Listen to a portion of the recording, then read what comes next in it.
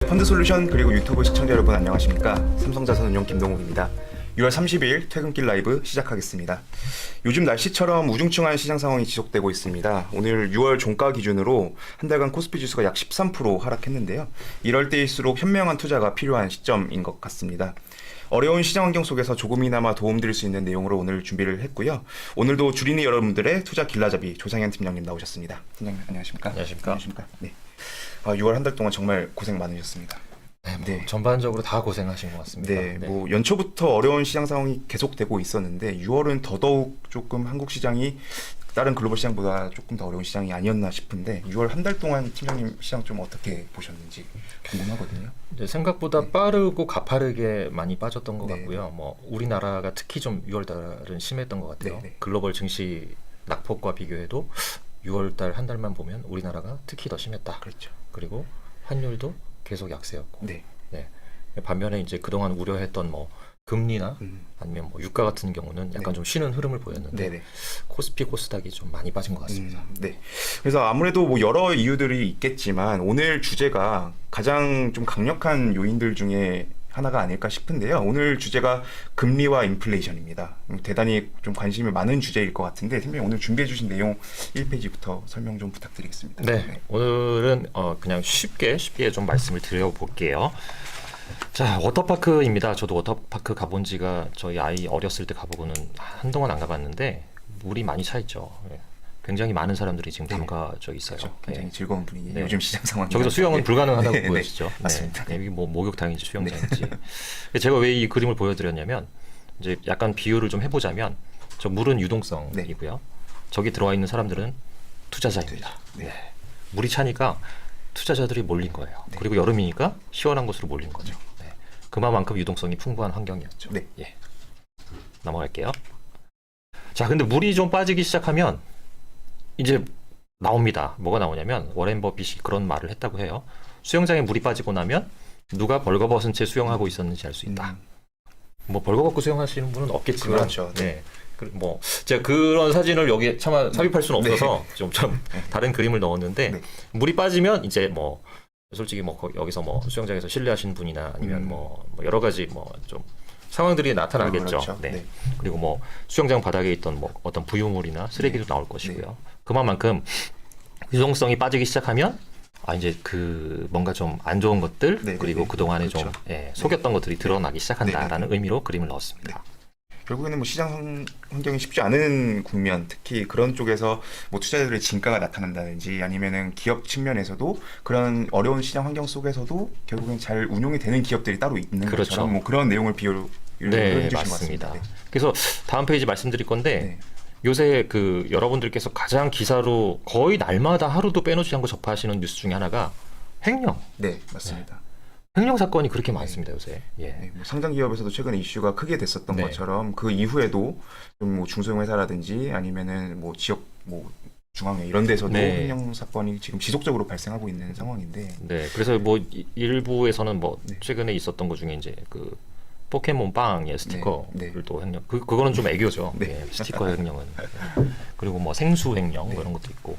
근데 여러 가지 뭐 그런 일들이 드러나는 이유가 마찬가지로 자산 시장에서 이제 유동성이 줄기 시작하니까 네.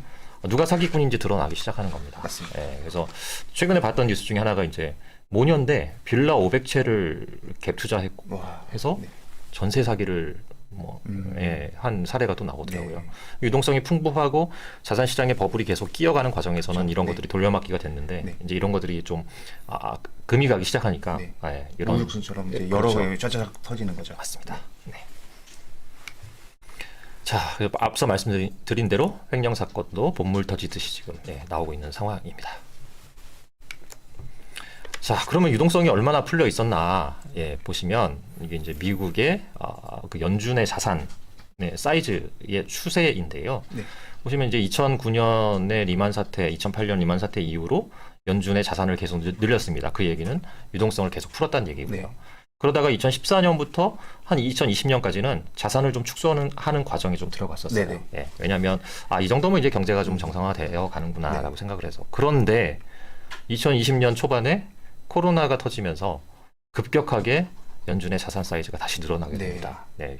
그때 뭐 이 어찌됐든 경제가 글로벌 경제가 침체로 가는 걸 막기 위해서 네. 엄청난 유동성을 다시 풀었어야만 했고요. 네. 그 효과가 뭐 코로나 사태 이후로 지금까지 이어져 왔던 한 2년 정도 이어져 왔던 네. 뭐 주식 시장 랠리 자산 모든 자산이 코인 동반 랠리 상승하면서. 동반 상승하는 네. 과정들이 있었죠. 그렇죠. 네. 뭐 예전에 뉴스 기사로 제가 2020년도 그러니까 코비드 이후에 시장에 풀린 유동성 양이 글로벌 금융위기 때 풀린 양의 2배다라는 기사를 제가 네. 예전에 본 기억이 있는데 이렇게 차트로 보니까 한눈에 봐도 거의 2배 가까이 네. 되는 유동성이 풀린 것 같아요. 맞습니다. 그것도 아주 짧은 기간. 맞습니다. 네.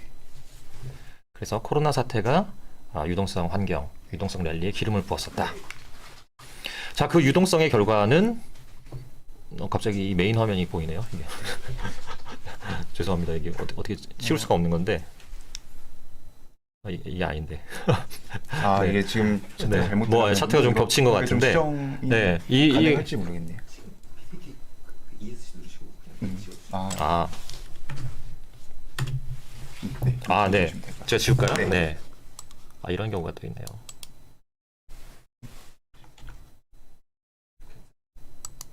네. 네. 죄송합니다. 네. 네, 이어서 됐죠? 말씀해 네네네. 이게 죄송합니다. 이런 또 생방송이다. 네. 자, 유동성의 결과는 인플레이션이 등장했습니다. 아이고. 지금 보시면은 이 파란 선으로 되어 있는 부분이 글로벌 헤드라인 인플레이션이고요. 2020년 코로나 터지고 나서부터 이렇게 상승을 했죠. 가파르게. 네네.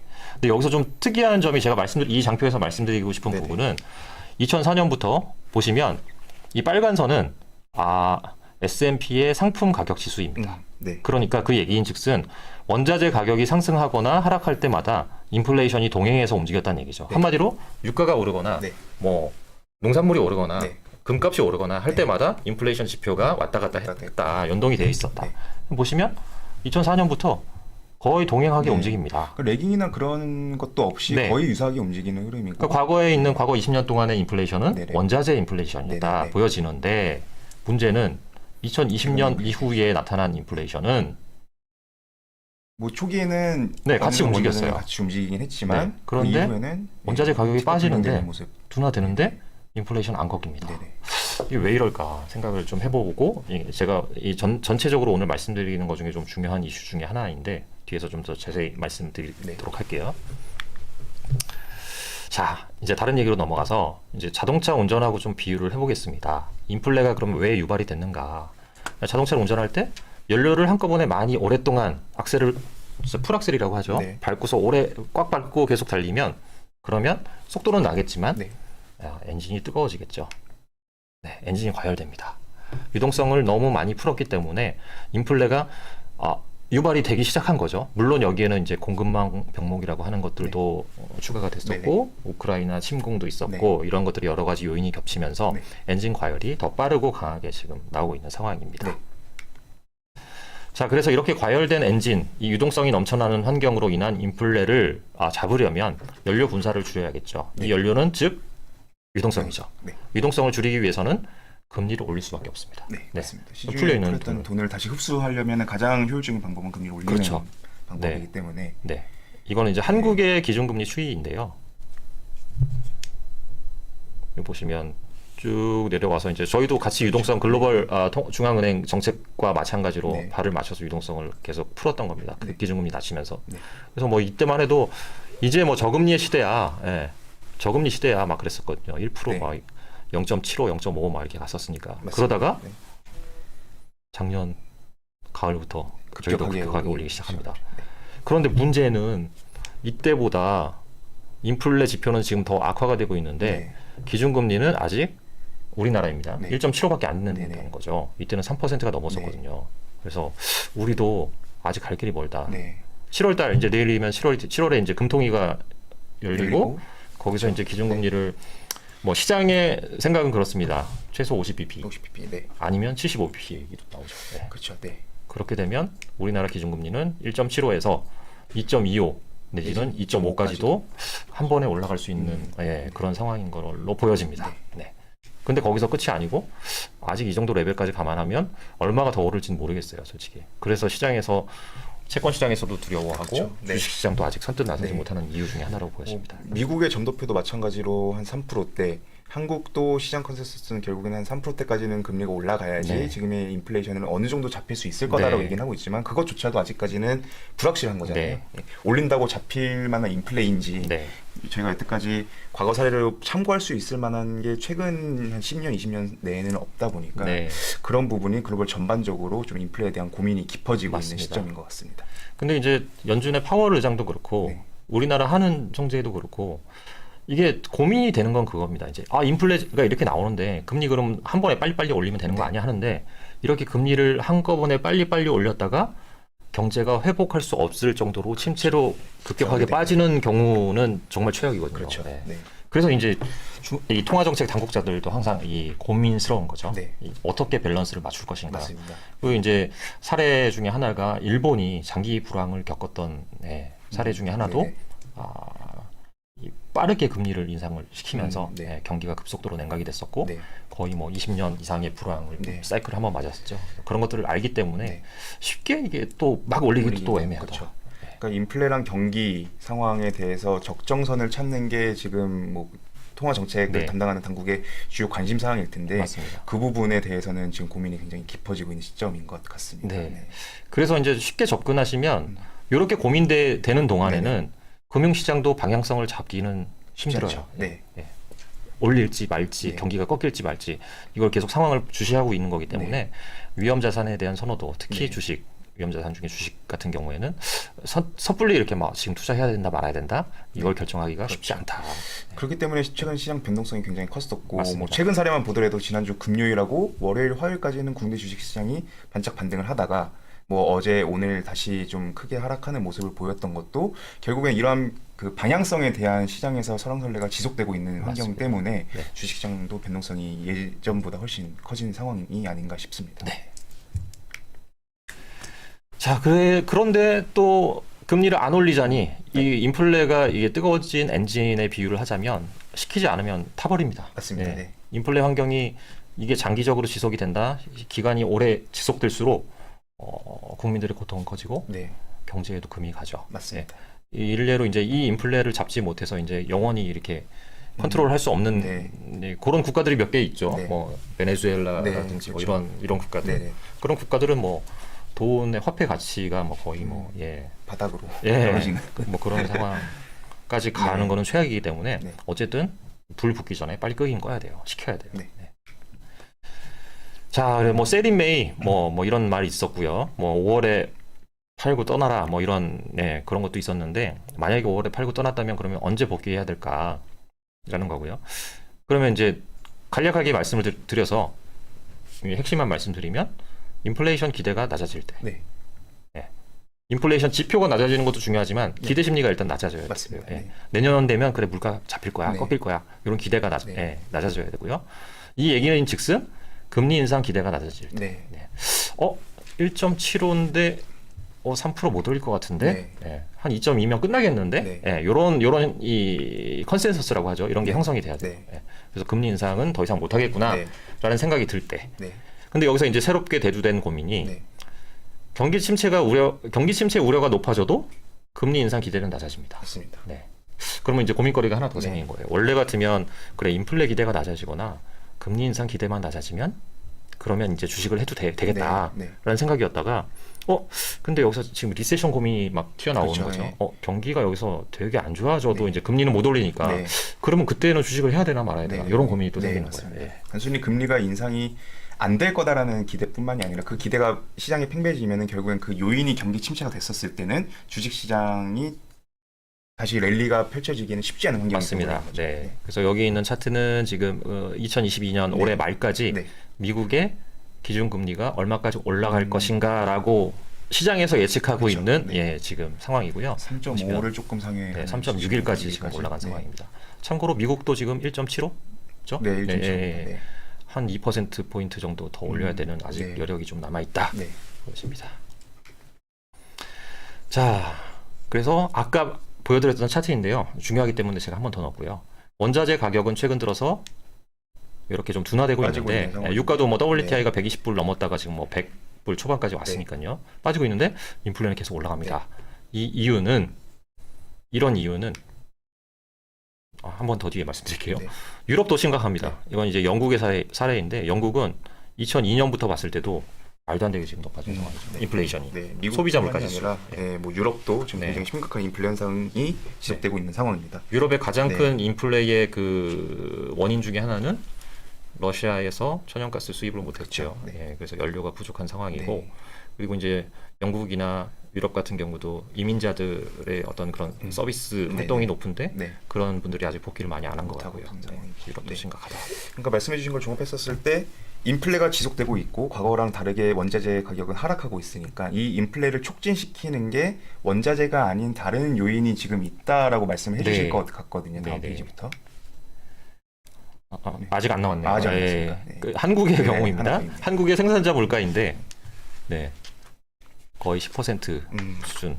전년 동기 대비입니다. 이 정도로 증가를 하고 있고 생산자 물가가 증가한다는 얘기는 기업들의 원료비 내지는 생산비가 굉장히 이렇게 많이 뛰고 있다는 얘기예요. 그렇죠. 그 얘기는 뭐 저희가 이제 기업들로부터 사는 제품의 가격도 오를 수밖에 없겠구나. 물론 심지어 오르고 있죠. 그런 환경이고 만약에 가격을 못 올리게 되면 기업들의 이익도 굉장히 급격하게 빠질 수 있겠구나라고 연결을 지으시면 되겠습니다. 자, 그래서 아까 말씀드린 원자재 가격은 살짝 이제 둔화됐는데 최악은 이제 원자재 가격이 여기서 살짝 둔화되는 것처럼 보이다가 다시 상승하는 경우입니다. 그러니까 뭐 골드만삭스에서는 WTI 뭐 올해 중에 150불까지도 얘기하는데 그렇게 되면 재앙일 것 같아요. 자동차를 팔아야 되는 상황이 올 수도 있겠네요. 아니면 전기차를 전기차를 사는 방법도 하이브리드 그렇고 이 원인 중에 하나가 서비스업 쪽에서 물가 상승 압력이 굉장히 큰 것 같습니다. 그래서 요건 보시면 미국에서 이제 주로 이제 외국에서 태어난 분들의 이 경제 활동 인구인데 그런 분들이 미국에서 보면 이제 뭐 히스패닉이랄지 아시안 그다음 많이 계시죠. 아프리카에서 오신 분들도 있고 어쨌든 그런 분들이 이제 서비스업 쪽에 종사를 많이 하고 있는데 그쪽에 인력난이 굉장히 심각한 것 같아요. 맞습니다.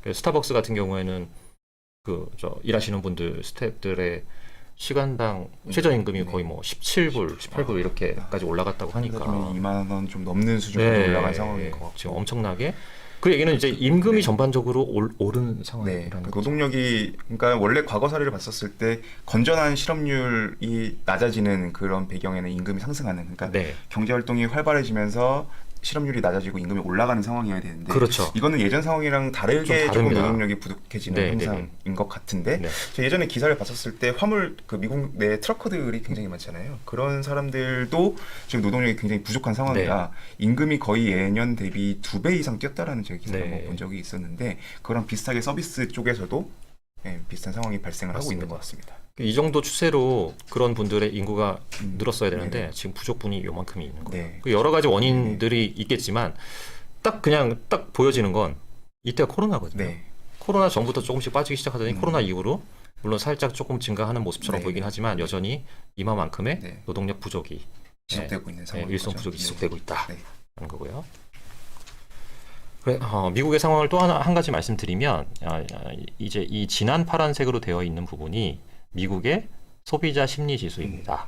이 소비자 심리 지수랑 그다음에 이렇게 좀 밝은 파란색으로 되어 있는 부분은 미국의 실업률이에요. 근데 참고로 미국의 실업률은 역축으로 그려놨습니다. 그러니까 소비자 심리 지수가 개선되면 실업률도 같이 낮아지는 거고요. 소비자 심리 지수가 안 좋아지면 실업률도 올라가는 거죠. 실업률 이 밝은색 파란색으로 되어 있는 실업률은 내려갈수록 실업률이 올라가는 겁니다. 근데 문제는 특이한 점은 이렇게 커플링 돼서 움직이다가 최근 들어서 디커플링 되는 현상입니다. 이게 소비자 심리 지수는 급격하게 지금 빠지고 있는데 실업률은 내려가고 있는 상황입니다. 내려가고 있어요. 심리가 안 좋고 소비자들의 어떤 경기 전망이 안 좋은데 실업률은 계속 낮아지고 있습니다. 이게 노동력 부족을 나타내는 전형적인 지표 중에 하나라고 볼 수 있을 것 같습니다. 그렇지 않으면 실업률도 올라가야 되거든요. 맞습니다. 이거는 절대적으로 지금 일손이 부족한 상황이다. 비정상적인 고용시장의 전형적인 지표인 것 같습니다. 이런 것들이 이제 여러 가지 해석들이 있어요. 왜 이런 현상이 발생했는지. 근데 이제 뭐 대표적인 주장하시는 분들의 근거 중에 하나는 이제 그 정부에서 주는 최저임금, 재난지원금, 재난지원금, 네, 네. 보조금 이런 네, 것들 때문에 네. 굳이 일을 하지 않아도 충분히. 최저임금 네. 수준 내지는 그 이상의 네. 베너핏을 받을 수 있기 네. 때문에 쉽게 일자리로 복귀하지 않는 경향이 좀 있다. 예, 뭐 맞습니다. 그런 얘기가 좀 네. 설득력이 있는 것 네. 같아요. 네. 어쨌든. 네. 그리고 미국의 제조업 역시도 지금 지표가 굉장히 안 좋아지고 있는 상황입니다. 이거는 이제 S&P 글로벌 US 제조업 PMI 지수인데 그 중에서도 신규 주문과 관련한 지수인데요. 이 코로나 때 한번 훅 빠졌다가 제조업도 유동성 풀면서 같이 좋아졌다가 네. 다시 빠지는. 다시 지금 빠지고 네. 있는 상황입니다. 이 50의 진한 선으로 되어 있는 이유는 50을 보통 기준선으로 잡거든요. 50 밑에 있으면 안 좋다. 네. 50 위에 있으면 그래도 괜찮다는데 50 밑으로 지금 하회하기 시작했습니다. 그러니까 미국의 경기를 지금 경제를 걱정하고 있는 상황들이 좀 더 부각이 되고 있는 상황인 거죠. 상황이다 보여지고요. 유럽도 마찬가지입니다.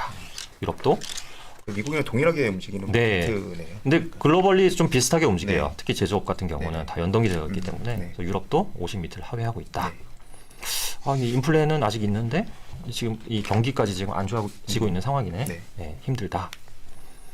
자, 그리고 이제 차를 바꾸기 어려워지고 있다. 네. 미국의 얘기입니다. 우리는 모르겠어요. 우리는 이런 지표가 있는지 제가 못 봤는데 미국의 경우에 이게 뭐냐면 이제 보통 자기 임금, 자기 소득에 몇 주치 소득을 모아야 새 차를 살 수 있는가? 그래서 네네. 보통 보면 이제 34주에서 36주, 네. 35주 잡을게요. 네. 35주 정도 자기 소득을 모으면 차를 바꿀 수 있었던 게 이제 과거의 트렌드인데 네. 이게 갑자기 올라가기 시작합니다. 지금 41.3주. 41.3주니까 네. 거의 뭐 10개월, 9개월, 네. 10개월 된 거죠. 자기 소득을 주급으로 따져서 41주를 곱하시면 네. 차 가격이 그렇게 올랐구나. 네. 네. 그렇게 보시면 돼요. 근데 문제는 인플레 때문에 임금도 어쨌든 오르고 최저임금도 오른 상황인데 네. 차값이 더 올랐다는 얘기죠. 네, 맞습니다. 차를 바꾸기 어려워진 환경이 된 거 보니까 그런 상황까지 지금 와 있는 거고요. 자, 그리고 이거는 이제 체감하시는 분들도 있을 텐데 미국의 이제 모기지를 이용해서 집을 산 사람들의 이 원리금 상환 금액입니다. 원리금 상환 금액이 보통 보면 보통 1,500불 평균적으로 봤을 네. 때 그 정도였는데 얘도 갑자기 올해 들어서 확 튑니다. 네. 무려 2,500불까지. 그렇죠. 그럼 거의 2배가 튄 거죠. 그렇죠. 네. 한 달에 원리금 상환으로 지불하는 금액이 이자가 올랐기 때문에 네. 2배 가까이 늘어나는 그렇죠. 거죠. 이거는 뭐 최근에 앞서서 보여드린 것처럼 금리 인상, 금리가 급격하게 오르면서 오른 부분이 분명히 크게 작용을 했을 네. 것 같다는 생각이 근데 모기지 금리가 네. 특히 또 많이 올랐기 그렇죠. 때문에 이렇게 되어 있죠. 그러면 이제 생각해 보시면 제조업 지표 안 좋아졌죠. 네. 그다음에 소비자들의 구매력이 자동차 사기 어려워지고 그다음에 원리금 상환 금액이 이렇게 뛰면 소비자들의 구매력도 좀 낮아지겠죠. 낮아지고 네. 가처분 소득도 분명히 낮아질 그렇죠. 거고요. 네. 네. 그래서 절대적인 명목 임금은 우리나라도 그렇고 뭐 미국도 그렇고 올랐다고는 해요. 네. 근데 실질 임금으로 보면 오히려 빠진 거죠. 상황이다. 네. 인플레 이상의 임금 상승이 있어야지만이 그렇죠. 실질 임금이 올라가는 거지만 맞습니다. 현재 인플레 환경 대비해서 임금 상승률이 그만큼 못 미치는 거기 때문에 네. 실질 임금은 낮아지고 구매력도 낮아지고 가처분 소득도 떨어지는 맞습니다. 그런 전형적인 현상이 나타나고 있는 것 같습니다. 그래서 우울한 얘기지만 기업, 제조업 네. 지금 안 좋죠. 네. 안 좋아지는 상황으로 들어가고 있죠. 가계 지금 안 좋죠. 그러면 경제 주체 3주체가 네. 가계, 기업, 정부인데 네. 정부가 좋아야 되는데 네. 정부는 이제 여력이 없습니다. 네. 네. 통화 정책을 지금 긴축으로 가는 상황이기 때문에 재정을 많이 풀 수도 없어요. 네. 지금 유동성을 회수하는 과정이기 때문에 그렇죠. 가계, 기업, 정부가 다 안 좋아요. 네. 그래서 어렵구나 네. 지금. 자, 그래서 이제 정리를 해서 말씀을 드리면 금리와 인플레이션을 대처하는 우리의 자세라고 좀 말을 붙여봤고요. 네. 현재 모든 이런 상황의 근원은 어쨌든 촉발시킨 요인은 인플레이션입니다. 인플레이션이다. 인플레이션이 생각지 못하게 지금 빠르게 올라갔기 때문에 네. 이런 모든 상황들이 벌어졌다 보시면 되고요. 중앙은행의 가장 큰 임무 중에 하나는 금리 인상을 통한 인플레이션 억제이다. 맞습니다. 네. 네. 중앙은행의 제1 목표입니다. 이건 네. 어디나 마찬가지고요. 적정 인플레이션을 유지하는 게 중앙은행의 가장 큰 미션이다 네. 보시면 되고 그렇기 때문에 금리 인상은 이루어지고 있는 상황이고 이러한 금리 인상은 필연적으로 유동성을 흡수합니다. 네. 그래서 유동성을 흡수하게 되면 버블이 낀 곳부터 꺼지게 되겠죠. 맞습니다. 아까 그 수영장 물이 그거 빠지면은 뭔가 진면목이 드러나는 것처럼 생각을 해보시면 될 것 같고요. 원자재 가격이 하락해도 서비스 물가가 억제되지 않으면 인플레 압력은 지속될 수 있다. 맞습니다. 네. 제가 저번에 한번 잠깐 말씀드린 것 같은데 이 서비스 물가가는 이게 좀 길게 좀 가는 경향이 있어요. 왜 그러냐면 한번 임금을 올려주거나 뭐 이렇게 되면 그 임금을 다시 깎지는 않거든요. 깎지 않죠. 그렇죠. 네. 그 오른 게 좀 네. 유지가 됩니다. 네. 그러면 이게 언제 그러면 서비스 물가가 억제되느냐? 단순히 고용만 놓고 봤을 때는 감원이나 구조조정이 일어나게 되면 그러면 이제 좀 억제가 되겠죠. 네, 그래서 미국에 있는 실리콘밸리에 있는 기업들 최근에 뭐, 좀 뉴스가 많이 네, 있었죠. 네. 테슬라도 뭐 2차 감원이고요. 그래서 네. 그런 것들 보시면 서비스 물가 쪽의 압력이 아직은 좀 많이 좀 강하게 지속이 되고 있다. 네. 보시면 되고 인플레가 잡히거나 금리 인상이 멈추면 네. 금융시장도 바닥을 잡을 수 있다고 보여집니다. 결국에는 인플레나 금리 인상에 대해서는 이제 저희가 항상 좀 시장에 관심을 기울이면서 이 키워드를 집중을 하고 네. 언제 좀 인플레가 가라앉는지 그러면서 언제 금리 인상이 멈추면 네. 이제 그때는 금융시장에 대해서 바닥을 잡을 수 있다고 말씀해 주셨는데 네. 이 다음 페이지가 다음 내용이 중요한 것 같아요. 네. 예, 단순히 금리 인상이 멈춘다고 다 좋아지는 건 맞습니다. 아니잖아요. 네. 그렇지만 경기 침체라는 이 새로운 변수가 하나 등장했기 때문에 네. 리세션이라고 하죠. 네. 뭐 아래 공포 뭐 이러는데 경기 침체로 인한 인플레이션 둔화 혹은 금리 인상 중단은 바닥 시기가 좀 늦어진다. 네. 예. 바닥을 가늠하기가 쉽지 않아진다라는 얘기인 것 같습니다. 그 요거를 네. 다 통틀어서 말씀을 드리면 이제 뭐 전문가라고 하는 분들이 나와서 이제 뭐 인플레이션은 언제 꺾인다. 네. 금리 인상은 언제 뭐 몇 %까지 오를 거고 금리 인상은 언제 멈춘다. 이렇게 네. 얘기를 하는 거는 사실 그거는 예측은 어렵다고 봐야 돼요. 예, 그리고 코스피 지수 밴드가 뭐 저도 뭐 할 수 없이 뭐 이렇게 뭐 기관 대상으로 얘기할 때는 뭐 하단은 2200이고요. 네. 상단은 뭐 이렇게 얘기는 하지만 네. 그냥 믿진 않습니다. 네. 제가 얘기하면서도 네. 뭐 그냥 밴드를 제시하는 것일 네. 뿐이지. 그러면 이제 여러분들께서 확인하셔야 되는 거는 저희도 언제 이 인플레 잡히거나 금리 인상 멈추는 시점 정확히 예측할 수 없기 때문에 저희는 대신 이 변수를 본다는 거죠. 인플레 지표를 보고 금리 인상 지표를 봐서 이게 더 이상 기대 심리가 멈췄다 싶으면 그때를 바닥으로 보는데 네. 거기다가 경기 침체라는 새로운 변수까지 들어왔기 때문에 네. 이것까지 확인을 하셔야 된다라는 네. 겁니다. 금융위기 등으로 인한 자산 버블 해소 역시도 금융시장에 강력한 바닥 신호가 될 수 있습니다. 네. 네, 이런 것들이 안 잡혔는데 이건 진짜 최악의 얘기예요. 이건 지금 뭐 인플레, 금리 인상 뭐 멈추는 시기, 경기 침체 안 올 것 같아. 뭐 이것까지는 괜찮은데 이제 갑자기 이제 금융위기가 와서 일시에 급락하는 현상이죠. 네. 그렇게 되면 모든 자산 가격이 같이 하락하게 되고 단기간에 큰 폭으로 빠질 거기 때문에 네. 그거는 바닥으로 또 볼 수가 있습니다. 왜냐하면 밸류에이션 부담이 해소가 되었기 때문에. 네, 맞습니다. 뭐 최근에도 뭐 글로벌 주식 시장이 많이 하락을 하면서 좀 밸류에이션이 많이 낮아졌다라고 얘기를 하고 있지만 지금 팀장님께서 말씀해주신 내용을 종합을 해보면은 아직까지는 바닥을 가늠하는 게 쉽지 않은 상황이고 말씀해주신 이러한 변수들을 조금 면밀히 따져보면서 시장에 대한 바닥을 좀 가늠을 해보는 게 지금으로서는 가장 최선의 방법이지 않을까 생각이 드는 것 같습니다. 그냥 제가 그냥 드리고 싶은 말씀은 주식하기 어려운 환경이고 그렇게 별로 이렇게 개별적으로 주식하시는 시기로서는 지금 국면 자체가 그렇게 좋은 국면은 아니다라는 거고요. 근데 이제 주식시장에 입문하신 지 뭐 이제 한 1년, 2년 아니면 2, 3년 되신 비교적 짧은 투자 경험을 갖고 계신 분들 같은 경우에는 코로나 이후로 뭐 주가지수 코스피가 뭐 1300부터 3300, 400포인트까지 보셨기 때문에 그것만 생각하시면 안 된다는 거죠. 그렇죠. 분명히 그때가 가장 좋았던 주식하기 좋은 환경이었고 지금은 그 반대의 상황이기 때문에 정말 공부 많이 하시고 많은 경험을 쌓으신 다음에 좀 하시는 게 좋을 것 같다라는 거고요. 그래서 마지막으로 드리고 싶은 말씀이 이제 인플레이션, 금리, 거기다가 경기라는 변수 추가, 그리고 자산 가격의 현재 수준, 과거와 비교했을 때도 이것 간의 역학관계를 잘 한번 생각을 해보시는 게 좋을 것 같습니다. 네, 현재로서는 자산 가격의 버블은 일단 주식이랑 채권만 보면 어느 정도는 해소가 된 것 같은데 아직 경기에 대한 부분과 경기에 대한 자신감과 그다음에 아직은 금리 인상의 과정에 있는 상황이고 인플레이션도 살짝 좀 그래도 이제 급하게 올라가는 구간은 어느 정도 마무리된 것 같은데 여전히 여지는 아직 계속 지금 지속되고 있기 때문에 지금은 변동성이 그래도 아직은 남아 있는 구간이다. 이렇게 좀 보여집니다. 그러니까 베스트 시나리오를 생각을 해보면은 지금 금리 인상기에 따라서 좀 인플레이션이 어느 정도 그러니까 기대 인플레이션이 잡히는 모습을 보여주면서 네. 경기가 그래도 어느 정도 버텨주고 네. 금리 인상기가 마무리되는 시그널이 나왔을 때 주식시장이 과거와 같은 랠리를 다시 시작할 수 있을 것 네. 같은데 말씀해주신 경기 침체라는 변수가 지금은 새롭게 나타난 상황에서 이 인플레이션이 지속이 되면서 금리를 올리지만 인플레이션 못 잡고 네. 그거에 대한 반대급부로 경기 침체가 오게 되면은 결국은 예전과 같은 크라이시스가 또 한 번 올 수 있는 그런 시장 환경이 되지 않을까. 네. 그 두 가지 시나리오 사이에서 좀 시장이 어떻게 진행되는지를 저희가 네. 면밀하게 조금 파악을 하면서 팔로우를 해야 되지 않을까 싶습니다. 맞습니다. 네. 그 파월이 가장 원하는 건 항상 계속 코멘트 할 때 얘기하거든요. 경기 연착륙. 네네. 예. 경기가 지금 둔화되는 건 어쩔 수 없는 국면인데 네. 급격하게 침체로 가는 게 아니라 연착륙시키는 게 금리를 인상하면서도 연착륙시키는 게 파월의 가장 원하는 바일 겁니다. 맞습니다. 네. 네.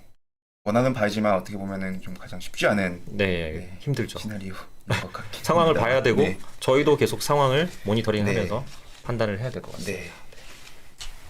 됐습니다. 오늘 일단은 준비해 주신 내용은 여기까지인 것 같고요. 항상 마지막에 저희가 질문을 조금 이제 파악을 하면서 말씀을 드리는데, 네, 질문 제가 한번 읽어드리도록 하겠습니다. 인플레이션 그래프 봤을 때 금융위기 때도 생산 비용이 급등했는데 이번에는 그때 수준까지 오르지 않았는데도 그때에 비해서 더 크게 인플레이션이 느껴지는 이유가 뭘까요? 라는 질문을 주셨습니다. 굉장히 좀 생산 비용. 네, 네. 질문인 저도 것 한번 다시 같습니다. 볼게요. 네. 네. 아, 이거 말씀하시는 건가 보네요. 네. 네. 그렇죠. 예전 그 2008년도에 올랐던 수준 대비해서는 아직까지는 낮은 상황이기 때문에 네. 더 크게 과거만큼 오르진 않았는데 왜 지금 더 크게 그 인플레이션이나 그런 게 더 체감이 되는지 어떻게 보면은 뭐 작년 2020년도부터 유동성이 앞서서 말씀드렸지만 2008년도 대비해서 2배가 넘게 유동성이 풀렸기 때문에 그거에 대한 반대급부도 조금 더 크게 체감이 되지 않을까 싶기는 한데요. 어떻게 보실까요? 글쎄 인플레이션 네. 체감이라는 거는 그 이게 기업들의 생산자 물가이기 때문에 저희가 소비자가 체감하는 물가랑은 약간 다를 거예요. 네네. 왜냐하면 이때도 2008년 이때도 이제 원자재 가격은 강세였고, 네. 근데 이제 중요한 것 중에 하나가 이때 더 심했던 이유는 2008년 리만 사태가 터지기 전까지 한 2004년부터 2008년까지죠. 차이나 사이클이 있었죠. 네. 맞습니다. 네. 중국의 경제가 급부상하면서 네. 두 자릿수의 GDP 성장률을 기록했고, 네네. 그러다 보니까 뭐 철강, 화학, 네. 뭐 조선 이런 산업재들의 어떤 슈퍼 사이클 이른바 뭐 그런 네. 사이클이 있었거든요. 근데 이제 우리나라가 수출 주력 품목 중에 그런 어떤 중공업과 관련한 것들이 많았고 하다 보니 생산비도 같이 원가도 같이 올라가고 했던 그런 환경이었던 것 같고요. 네. 근데 지금은 이제 중국은 상당히 어려워진 상황이고 네. 그때만큼 글로벌 어떤 이런 수요를 뭐 촉발할 만한 그런 어떤 상황은 아니기 때문에 네. 체감도는 약간 그때랑은 좀 다를 것 같아요. 네. 다음 질문 한번 말씀을 드리겠습니다. 주가 하락하면서 기업 12개월 선행 P를 보면 성장주들이 매력적인 가격이라고 보이고 각종 지표들은 좋게 보이겠지만 또 애널리스트 분들은 전망을 하향으로 수정 중인 게 너무 어렵습니다. 애널리스트 분들의 의견을 바꾸는 시기는 어떤 타이밍일까요? 라고 질문을 주셨는데요. 네, 쉽게 말씀드리면 이제 2분기가 오늘로 마감이 됐죠. 그러면 네. 이제 2분기 실적이 나올 텐데 네. 그게 보통 한 빠른 기업들 같은 경우에는 이제 다음 달 중하순 정도면 나올 네. 거고요. 네. 좀 늦어도 8월 초까지는 다 나오죠. 나옵니다. 네. 2분기 실적이 나오고 나면 이익 전망치를 수정합니다. 네. 마찬가지로 분기 실적이 계속 나올 때마다 애널리스트들이 실적 추정치를 바꾸고요. 이게 이제 근데 한 기업의 어떤 이 사이클 자체가 네. 그래도 돈을 지금 잘 벌고 있는 사이클이다, 충분히 예측 가능한 사이클이다 이러면 분기 실적 나오기 전이라도 뭐 탐방을 가서든 아니면 자기가 스터디를 해서든 간에 네. 이익 전망치를 계속 바꾸는데 네. 지금 같은 경우에는 한 치 앞을 못 보다 보니 네. 애널리스트 분들도 분명히 이제 하반기에 이익 전망치가 내려갈 것 같은데 아직 섣불리 못 바꾸고 있어요. 2분기를 확인하고 가자라는 네. 심리가 강하기 네. 때문에 분기 실적 발표가 난 이후에 아마도 한국 기업들의 이익 전망치 22년, 23년 전망치가 하향될 것으로 보여집니다. 네. 그러니까 아무래도 주식 시장에 참여하고 있는 투자자분들뿐만이 아니라 뭐 기관 쪽에 계신 투자자분들도 주식 시장을 보수적으로 보는 것처럼 애널리스트 분들도 이런 실적을 예단하는 게 쉽지 않은 상황이다 보니까 말씀해 주신 것처럼 2분기 실적까지 보고 하반기 내지는 내년까지의 실적을 어느 정도 조정을 할 거다라고 말씀을 해주신 것 같고요. 마지막으로 질문 하나만 더 보고 이제 어느 정도 마무리하도록 하겠습니다. 아 그래요? 저기 네. 3, 4번 계속 올려주셨는데 무료 불황이라는데 무료 불황 회복이 될까요? 회복이 될까요? 뭐. 그냥 본인 생각하실 때 내가 옷을 많이 살 건지 안 살 건지를 보시면 될 것 같아요. 미국에서 뭐 의류 재고 엄청 뭐 쌓이고 있다 뭐 이런 얘기가 들리는데 이건 약간 복종에 따라서 좀 다를 것 같은 느낌이 들고요. 근데 제가 그냥 경험상으로 보면 이게 아웃도어도 한번 굉장히 큰 붐이 일었다가 이제 아웃도어 재고가 많이 쌓이게 되고 뭐 이런 국면이 한 번 있었거든요. 그러면서 막 80% 세일 들어가고 막 이런 게 있었는데 과거 작년 그다음에 올해 상반기까지 제일 많이 팔린 옷 중 인기가 있었던 옷이 뭘까 생각해 보면 저는 골프복이라고 생각해요. 맞습니다. 그래서 골프 의류 업체들도 많이 생겼고 브랜드도 많이 늘어나고 맞습니다. 아마도 재고가 상당히 많이 있지 않을까. 뭐 그냥 저의 개인적인 생각입니다. 그리고 다음 질문이 성장주 기술주 투자 주의사항 부탁드리겠습니다. 성장주 기술주는 장기적으로 꿈을 먹고 가는 그런 주식인데 뭐 솔직히 밸류에이션이 뭐 PER이 예를 들면 50배를 받다가 30배를 받다가 20배 받으니까 싸다 비싸다 아니면 50배니까 비싸다 저 그건 아닌 것 같고요. 성장주 같은 경우에는 철저하게 리스크를 얼마나 테이킹하는 환경이 되느냐, 위험 선호 국면이 얼마만큼 되느냐에 되게 굉장히 민감하게 반응한다고 봐요. 근데 지금은 위험 선호도가 굉장히 낮은 상황인 거죠. 그러니까 유동성이 들어오고 위험 자산에 대한 투자가 각광을 받을 때, 그럴 때 성장주가 이제 30배 받던 성장주가 갑자기 좋은 스토리가 붙으면서 40배, 50배를 가는 건데 지금은 이제 위험한 거 잘 안 하시려고 하잖아요. 최대한 지키면서 보수적으로 하시려고 하기 때문에 섣불리 뭐 30배 받다가 20배 받아서 이제 싸다 바닥이다 이렇게 얘기를 드릴 수는 없을 것 같아요. 성장주를 일반적으로 봤었을 때 기존에 저희가 생각하고 있는 밸류에이션의 잣대를 들이대기에는 성장주는 워낙 또 다른 밸류에이션, 그러니까 저희가 특히 뭐 파악하기 힘든 부분이 많이 가미가 되어 있기 때문에 오늘 말씀해 주신 것처럼 그런 시장의 심리 수준이 조금 반영이 되는 게 성장주 기술주이고 그런 부분에 대해서는 조금 주의를 하셔야 된다라고 보시면 될 것 같고요. 다음 질문이 최근 중국과 분위기가 안 좋아지고 있습니다. 한중 무역 전쟁까지 발생하게 되면 수출에 타격이 클 텐데 어떻게 될까요? 라고 질문을 주셨습니다. 네, 수출의 타격을 받긴 할 텐데 과거보다는 비중이 많이 낮아져 있을 것 같아요. 그리고 뭐 중국하고의 어떤 무역 관계에 있어서 중국이 꼭 필요로 하는 한국의 수입 품목들이 있을 거거든요. 그거는 뭐 무역 분쟁이 있어도 사실 뭐 계속 수입할 수밖에 없을 할 거고 대체재가 있는 경우에는 뭐 일본이든 다른 나라로 가겠지만 그렇지 않은 품목들에 대해서는 분명히 수요를 할 거기 때문에 근데 이제 그런 건 있어요. 중국에서 좋아하는 한국산 뭐 K 무슨 상품 이런 거 있잖아요. 예를 들면 뭐 그냥 예입니다. 뭐 화장품이 될지 아니면 뭐 과자가 될지 뭐 소비 품목들 중에 중국인들한테 인기 있는 한국 소비 제품들이 있는데 그런 것들은 이제 뭐 불매운동 걸리거나 이럴 수가 있으니까 조금 좀 면밀하게 보시면 좋을 것 같아요. 그러니까 품목별로 뭔가 편차가 좀 있을 거다. 다만 대체할 수 없는 한국의 품목 같은 경우에는 중국이 수입을 할 수 있을 거고 대체가 가능한 품목 같은 경우에는 대체가 될 거다. 그러니까 좀 섹터별로 좀 차별화가 일어날 거다라고 보시는 게 나을 것 같습니다. 네, 뭐 올려주신 질문은 뭐 이 정도로 저희가 마무리하면 될 것 같습니다. 네, 이제 뭐 시간상 저희가 마무리할 시간이 됐는데요. 6월 한 달 동안 정말 뭐 어려운 시장 환경 속에서도 고생이 너무 많으셨습니다. 7월에는 6월보다는 조금 나은 시장 환경이 됐으면 좋겠다라는 바람이 있고요. 마무리하기 전에 저희가 오늘 좀 공지사항이 하나 있습니다. 저희가 이번 달까지는 펀드 솔루션 라이브 시작 전에 문자로 알림 메시지를 항상 보내드렸습니다. 그럼 그 링크를 타고 이제 저희 펀드 솔루션 라이브 시청이 가능하셨는데요. 7월 달부터는 저희가 방식이 조금 변경이 됩니다. 그래서 이제 카카오톡은 뭐 온 국민이 다 사용하시는 메신저니까요. 카카오톡에서 펀드 솔루션을 검색을 해주시면은 펀드 솔루션 친구 추가가 가능하고요. 그 친구 추가를 해주시면은 기존에 문자 받으시는 것처럼 카카오톡 메시지로 펀드 솔루션 라이브에 대한 안내 사항을 전달 받으실 수 있으니까요. 오늘 방송 마무리되면은 꼭 그 카카오톡 친구 추가 해주시면 감사하겠습니다. 네, 6월 퇴근길 라이브 이 정도로 마무리하고요. 저희는 다음 달에 보다 나은 컨텐츠를 준비해서 찾아뵙도록 하겠습니다. 늦은 시간까지 시청해 주셔서 감사합니다. 감사합니다.